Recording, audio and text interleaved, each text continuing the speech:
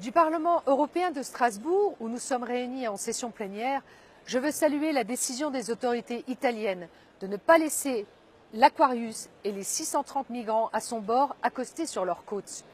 En agissant ainsi, le gouvernement italien provoque une prise de conscience salutaire en Europe. La vague migratoire de masse que nous subissons depuis des années doit maintenant s'arrêter.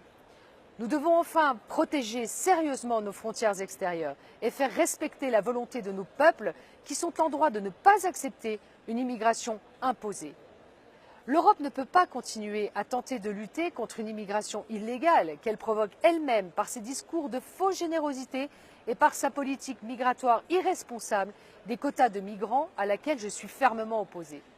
Je n'accepte pas les discours de culpabilisation de l'Europe.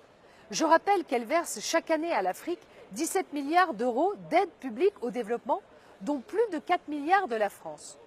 Pourquoi alors culpabiliser l'Europe sans jamais rappeler à leur responsabilité les pays d'origine des migrants, en particulier ceux de l'Union africaine qui ont le devoir d'assurer un avenir digne à leur population et en particulier à leur jeunesse?